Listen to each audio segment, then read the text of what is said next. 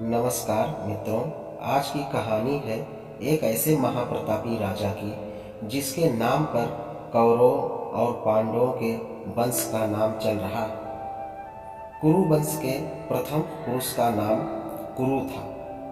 कुरु बड़े प्रतापी और बड़े तेजस्वी थे।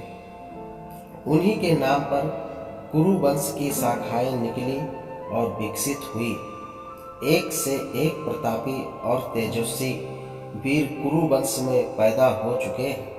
पांडवों और कौरवों ने भी कुरु वंश में ही जन्म धारण किया था। महाभारत का युद्ध भी कुरु वंशियों में ही हुआ था।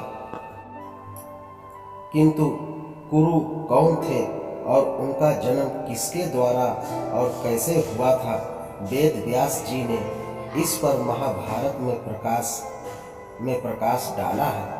हम यहाँ संक्षेप में उस कथा को सामने रख रहे हैं। कथा बड़ी रोचक और प्रेरणादायिनी है।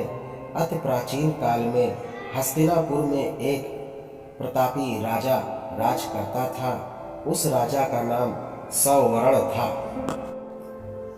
वह सूर्य के समान तेजवान था और प्रजा का बड़ा पालक था। स्वयं कष्ट उठा लेता था, पर प्राण देकर भी प्रजा के कष्टों को दूर करता था। सवर्ण सूर्य देव का अनन्य भक्त था।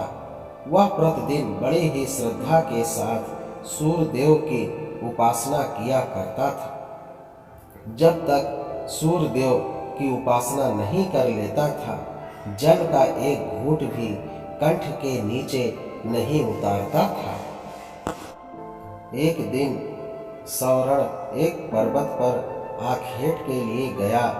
जब वह हाथ में धनुष बाण लेकर पर्वत के ऊपर आखेट के लिए भ्रमण कर रहा था, तो उसे एक अति सुंदरी युवती दिखाई पड़ी। वह युवती सुंदरता के सांचे में ढली हुई थी।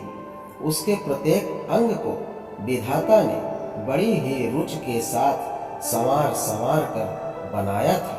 सवर्ण ने आज तक ऐसी स्त्री देखने की कौन कहे कल्पना तक नहीं की थी।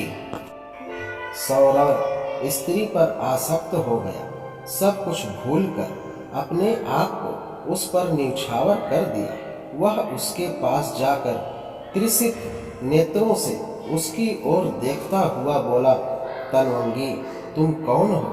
तुम देवी हो, गंधर्व हो या किन्नरी हो? तुम्हें देखकर मेरा चित्त चंचल हो उठा। तुम मेरे साथ गंधर्व विवाह करके सुख भोगो करो।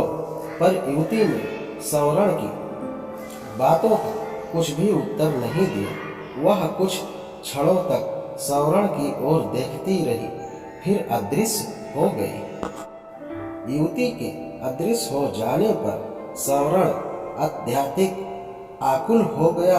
वह धनुष बाण फेंक कर उन मतों की भांति विलाप करने लगा। सुंदरी, तुम कहाँ चली गई? जिस प्रकार सूर्य के बिना कमल मुरझा जाता है और जिस प्रकार पानी के बिना पौधा सूख जाता है, उसी प्रकार तुम्हारे बिना मैं जीवित नहीं रह सकता।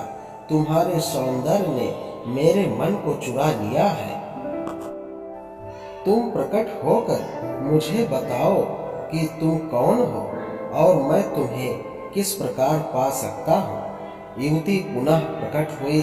वह सवर्ण की ओर देखती हुई बोली, राजन, मैं स्वयं आप पर मुग्ध हूँ, पर मैं अपने पिता की आज्ञा के बस में हूँ। मैं सूर्य देव की छोटी पुत्री हूँ। मेरा नाम तप्ती है।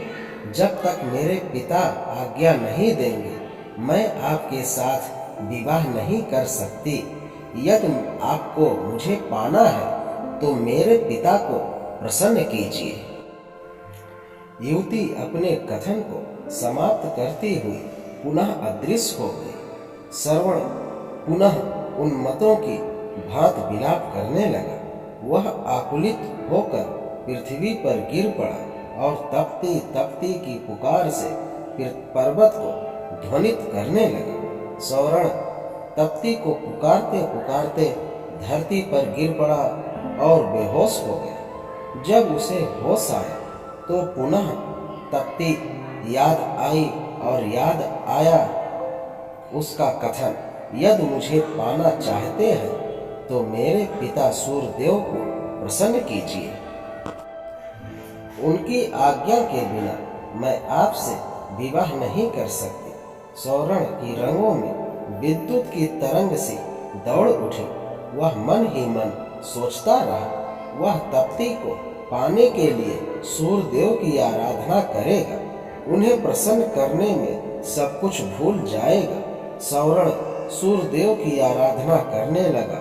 धीरे धीरे सालों बीत गए। सौरण तप करता रहा। आखिर सूर्यदेव के मन में सौरण की परीक्षा लेने का विचार उत्पन्न हुआ। रात का समय था।